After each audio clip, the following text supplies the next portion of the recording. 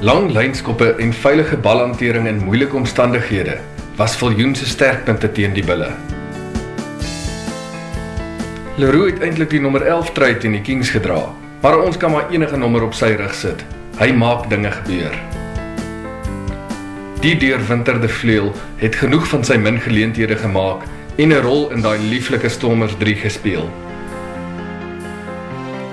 Sadie dra nou die vrugte van gereelde speelkans wat hy kry en is die naweek met 2-3 vir die Cheetahs beloon.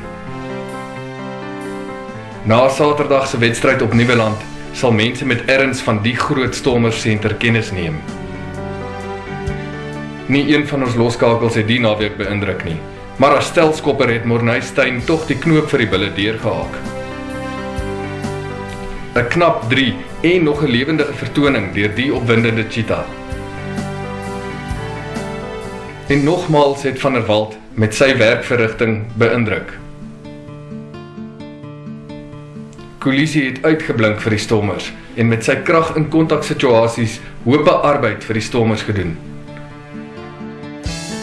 Brousseau die baljagter is dalk nie in die bokprentjie nie, maar daar is soveel meer omtrent die speler as net balle steel. Dit het hom werklik nie lank gevat om weer groot impak op die rugbyveld te maak nie, en hy gaan in 2013 'n Springbok sleutelspeler wees.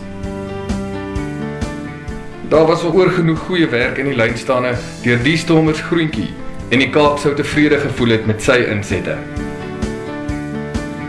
Kevin Buys het nooit lui weggesteek vir die Kings nie, en einduit goed verdedig. Ook 'n goeie terugkeer in die Stormerstrui vir die vurige Tiaan Liebenberg. En dan was daar die Beast, wat die Bulle soms in die skrams gevou het, al het die Haie verloor.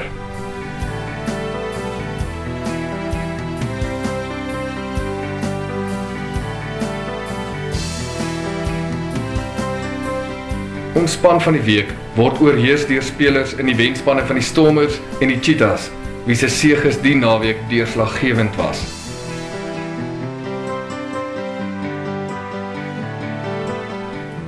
Geniet die komende naweek se rugby en volg steeds Sport24 vir die jongste rugby nuus van oral oor.